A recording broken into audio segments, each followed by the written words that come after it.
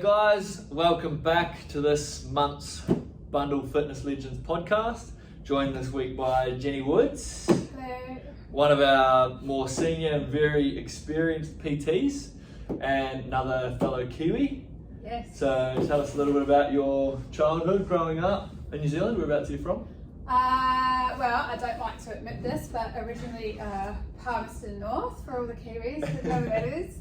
But I did move up to Tauranga later on, and I often admit that I'm from there. Yeah. So I'm going to say Tauranga. Yeah, nice. Yeah. And straight out of school, whenabouts did you first move over actually? When did you move over? I moved here about 12 years ago. Yeah, nice. Yeah. So straight out of school, what did you get into?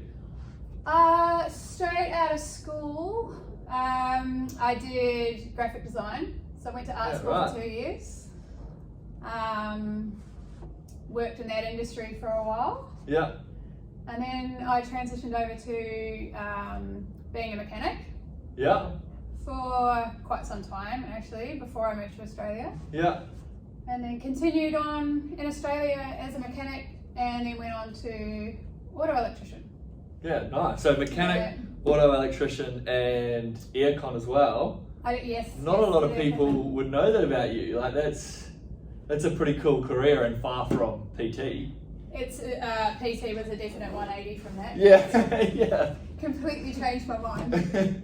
Yeah. Not that I didn't enjoy the industry. I did. Yeah. But I sort of felt like I got my master technician and just felt like I had achieved that, and Yeah. decided to move on.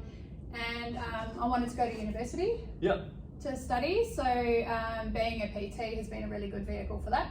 Yeah, It nice. allows me to work for myself. Yeah, excellent. So yeah. So you did mechanics in New Zealand and then Australia as well. You told me a really funny story the other day of you bringing all your tools over. Oh yeah. I can't even imagine. That'd be like a chippy or something. Like a mechanic has a lot of tools. Yeah, look, every time I went home, I would book a few extra bags Yeah. or boxes. I very slowly over the years brought all my tools over in my suitcases. I've even bought car parts Yeah. over in my suitcase, so it's been a few adventures with that, yes. Yeah, nice. And you have your own little project going on now? Yes, I have a massive soft spot for the Datsuns. Yeah. So I've got a 1973 Datsun 1200 that I'm building. Yeah. Well, I attempt to build if I have time when I'm not at uni. Yeah. So yeah. So yeah, the transition, we'll talk first about the transition into PT initially. How did that go?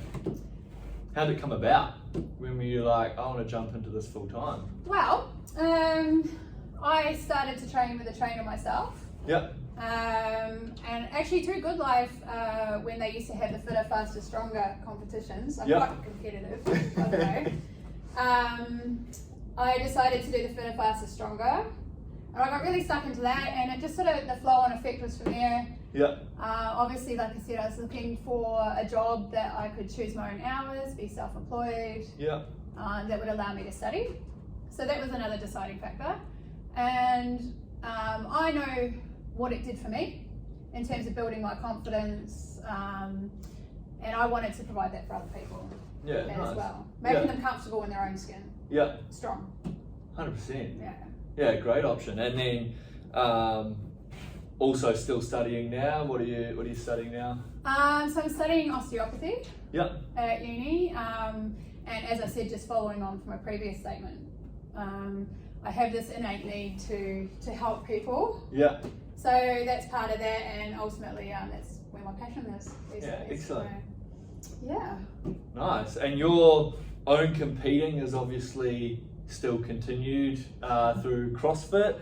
Everyone would have seen Jeni throwing around some serious tin on the gym floor. You just competed recently in at the Torian Pro. Torian Pro, yeah. So I just competed in that. It was really good. It was a really great learning experience. Yeah.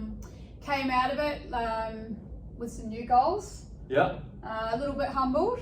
It's pretty tough competition. There's some really strong girls out there, really strong guys as well. But yeah, the girls we're up against were just really strong. So motivating.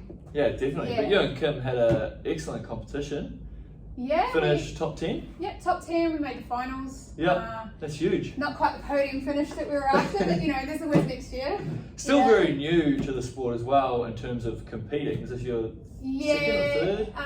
It's probably third comp that we've done. Yeah, probably the biggest one we've done to date. Yeah, massive. Yeah, Huge. So, like I said, it was a learning curve. It was good. Yeah. Excellent. So, what would you say? I know you have a very broad range of clients. Yes.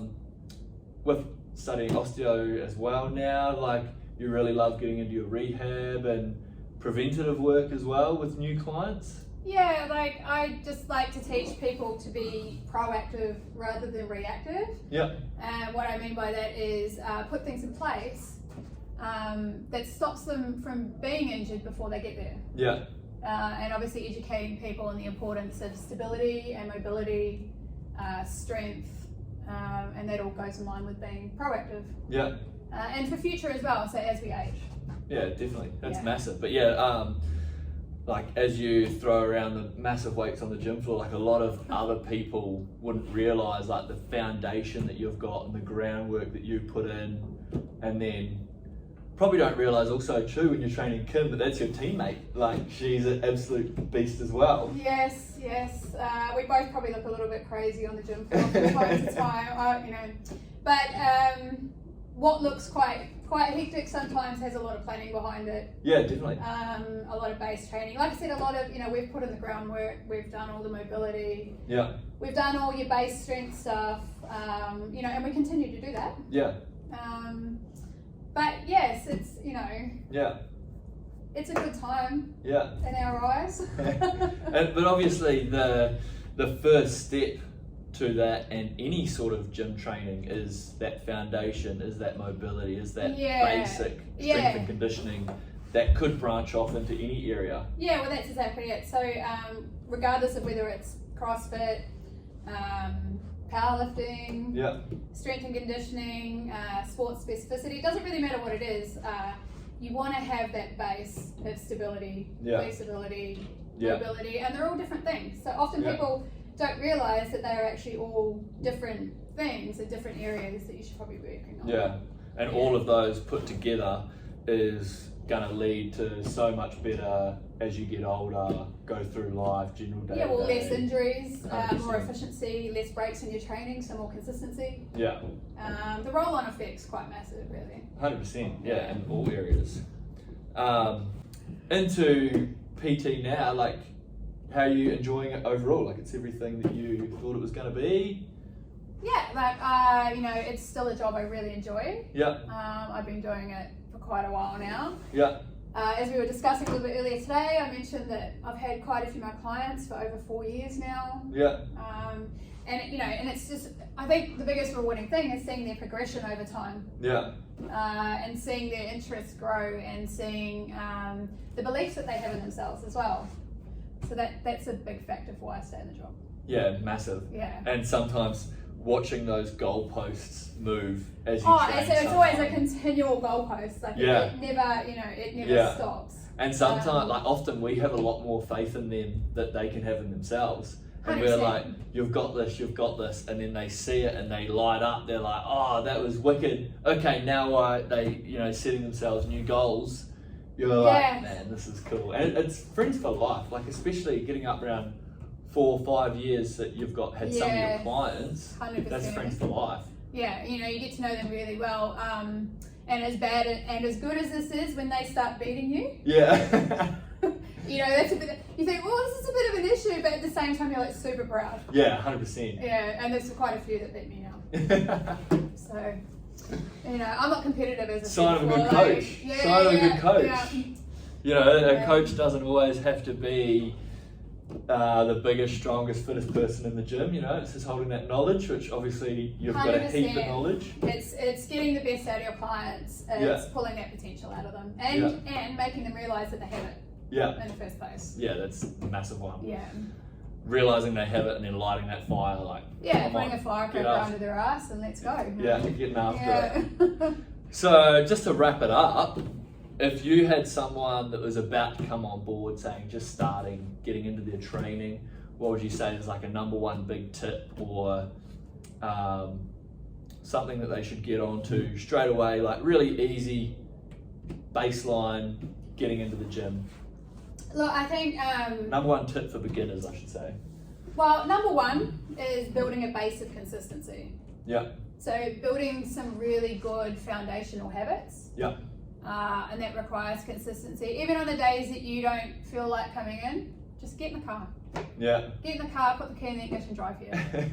Hard work's done. Yeah. Once you're here, it's not a problem. And probably following on from that is, like we just talked about before, just building a really solid foundation, having the patience to do that, because you can't build a strong structure on twigs. 100%. Yeah. Putting that foundation down, understanding the value of it, yeah, and building on that, yeah, and you will never look back from that. 100%. That's pretty much it. Great tips. Yeah. Well, thanks for joining us. This is episode 3, and yeah, it's just been really cool learning about everyone's background. Like, we've got some really amazing PTs here that have done some really cool other jobs that just no one knows about. So it's really cool getting to know everyone a little bit more. And so I'll fuck that up again. Ciao.